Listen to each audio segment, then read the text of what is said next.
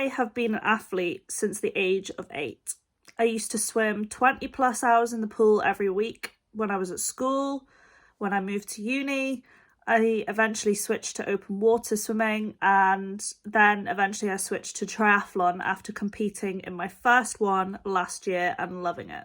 Training and healthy living has always been a priority of mine, but this year's been my biggest challenge yet, especially in terms of health.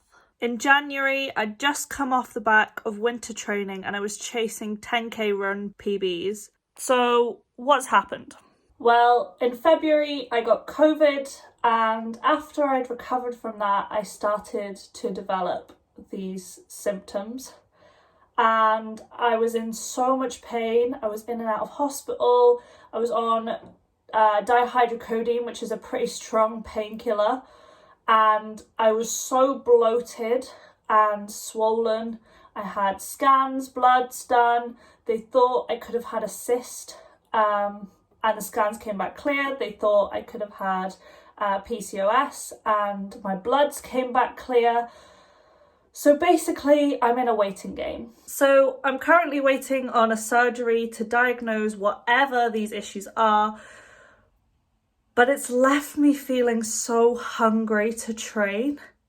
And the problem is I can't actually push myself too hard without being in pain. So I want to take you guys along a journey with me, and we're gonna work out how I can, 1, beat whatever my body's going through, and 2, ease myself back into training. And I'm going to take you along, be really raw and honest with you guys, and take you along the whole process. Hopefully somewhere along the lines we will get a diagnosis, and then I will also tell you guys how I am going to recover from whatever is going wrong in my body. But in the meantime, we're kind of in the dark. You guys are going to come along with me. I'm going to try a lot of different things and hopefully it works. So my goals are 1, to improve my diet so that I can reduce inflammation in my body. And I'm going to talk a little bit about how I'm going to do that and how I plan to do that. I want to move as much as I can without flaring myself up, and to kind of be in a position where I can bounce back after my surgery when I can eventually come back to proper training, that I'm not in as bad a position as I could be. And I also want to promote women's health. Like, I want to start talking about women's health, and I want to learn more about my cycle, my body, the way that my body functions as well. I think that this could be a really crucial time in learning and gaining understanding about the way that my body functions and the way that my body could function to the best of its abilities when I do go back to training.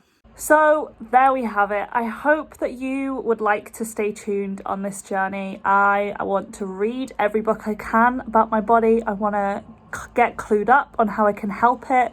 I want to really just learn how to allow my body to recover from this, whatever it is.